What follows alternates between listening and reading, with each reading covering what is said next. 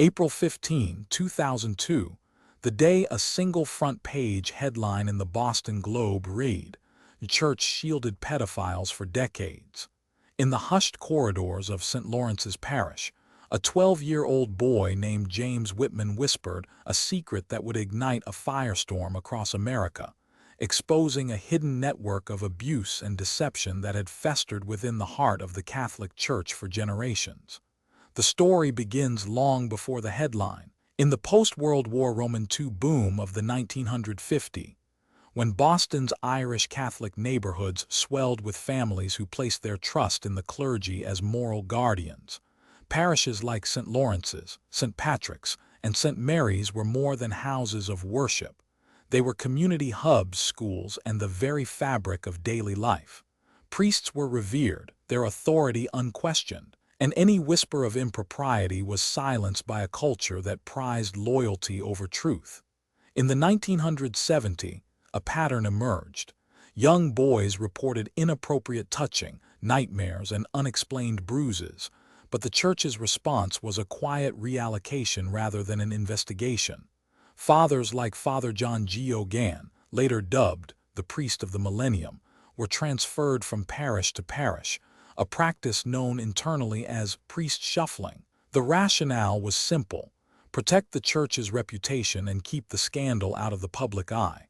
Files marked confidential, detailed complaints, yet the files were sealed, the names redacted, and the victims left to carry the burden alone. By the early 1990s, a handful of courageous survivors began to speak out, forming support groups that met in basements and community centers. Their testimonies, however, were dismissed as hysterical or misunderstood. The church's hierarchy, led by Cardinal Bernard Law, instituted an internal review board, but its purpose was to manage optics, not justice. The board's minutes reveal a chilling calculus. If the allegations become public, the faithful may lose trust. We must handle this discreetly. The turning point arrived in 2002, when investigative journalists for the Boston Globe Spotlight team, led by Walter Robinson, uncovered a cache of internal memos, letters, and legal documents that painted a damning picture of systematic cover-ups. The reporters traced a chain of evidence: a 1995 meeting where senior bishops discussed protecting the church by moving accused priests, a 1998 settlement paid to a victim's family that included a non-disclosure agreement, and a 2000 letter from a priest confessing to repeated sexual misconduct that was never forwarded to law enforcement. The Globe's exposé ignited a cascade of lawsuits. Over 200 former parishioners filed civil claims against the Archdiocese of Boston, alleging abuse, negligence, and the deliberate concealment of crimes. The most high-profile case centered on Father G. O'Gan, who faced 61 counts of sexual abuse involving more than 130 victims spanning 3 decades. The trial, which began in June 2002, was a national spectacle. Courtrooms filled with trembling survivors, their voices raw with pain, reciting dates, locations, and the details of their violations.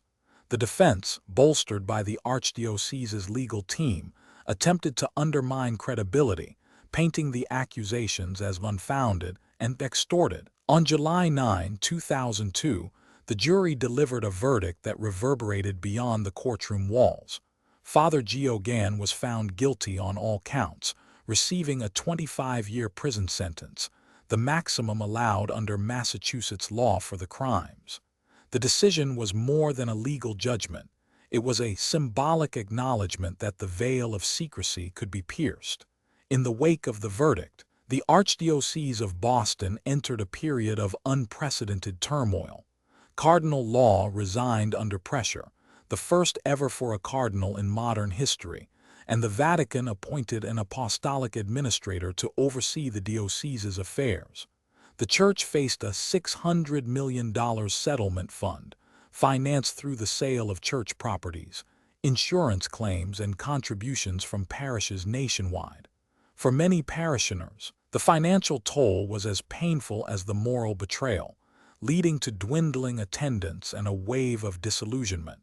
The aftermath extended far beyond Boston's city limits.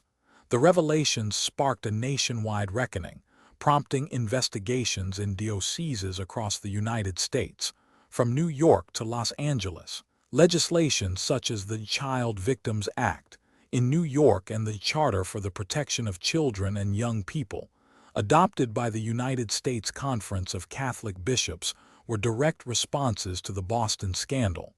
These measures mandated background checks, established independent review boards, and required the reporting of allegations to civil authorities, a stark departure from the prior doctrine of internal handling. Survivors, once silenced, found a platform to share their stories, and advocacy groups like SNAP, Survivors Network of Those Abused by Priests, grew exponentially, offering legal assistance and counseling. The cultural impact seeped into popular media, inspiring documentaries, films, and even a Pulitzer-winning series of articles that cemented the Boston case as a watershed moment in the fight against institutional abuse. Yet, the healing process remains incomplete. Decades later, many victims still grapple with trauma, and new allegations occasionally surface, reminding the public that vigilance is essential. The Church, while having instituted reforms, continues to wrestle with its legacy, balancing the pursuit of redemption with accountability. The Boston scandal illustrates a profound truth. When power is shrouded in reverence, it can become a shield for the darkest deeds. It also demonstrates the power of relentless journalism, brave testimony, and the collective demand for justice. As the dust settles on the courtroom floor, the echoes of those who suffered persist, urging society never to forget, never to silence, and never to allow the same pattern to repeat. Subscribe to The Verdict for more stories like this.